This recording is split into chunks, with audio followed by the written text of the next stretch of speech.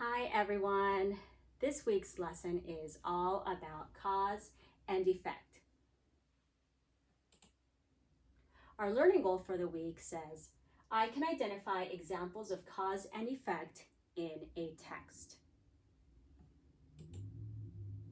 I want to remind everyone that there are 5 text structures, and these text structures are used by authors to organize their text, and this is how they choose to present their text to us. The 5 text structures are description, compare and contrast, order and sequence, problem and solution, which is the one that we focused on last week, and the text structure of this week is cause and effect. Okay, so authors use cause and effect to explain why something happens. So this week in the text that we read or listen to, we are going to be focusing on identifying examples of cause and effect. And the cause is why something happens, and the effect is what happens. Sometimes it is easier for me to identify the effect first, what happened, and then I can identify the causes, why that happened, why something happened. Some signal words that you can come across in text that will signal that this is an example of a cause and effect are because, so, if, then, since, due to, as a result. Those are some of the examples of signal words that indicate that we have an example of cause and effect. Okay, so here is an example. So we have the reason, which is why something happened. That's the cause.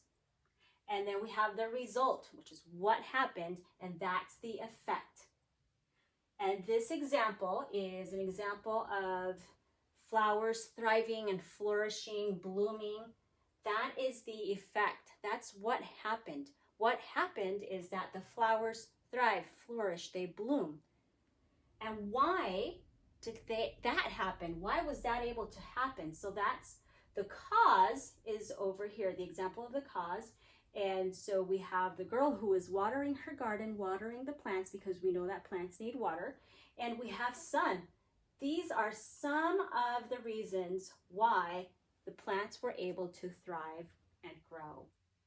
And we have our signal words again. So because, so, since, as a result, if, and then, therefore, and due to. Those are the signal words that we're looking for in the text, but also those are the signal words that we can use to explain our examples of cause and effect in complete sentence. So I can use those signal words to explain the example of cause and effect down here. So the flowers grew and flourished because the girl watered them every day. I use the signal word because. Here's another example. The girl watered the plants every day. As a result, the plants grew and flourished. Here are some other examples of cause and effect.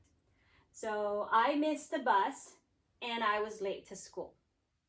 Okay, so a way that I can explain this is, in a complete sentence, is I was late to school because I missed the bus.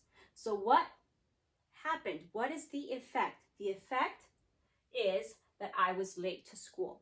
That is the event that happened. Why was I late to school? That is going to be the reason, which is the cause. Why did this happen? That event happened because I missed the bus.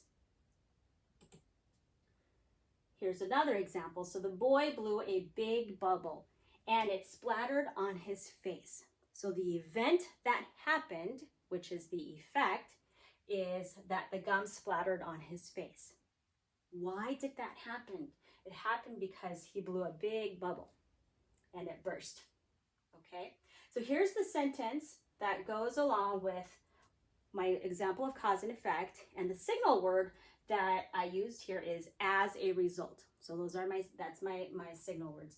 The boy blew a big bubble as a result. it splattered on his face.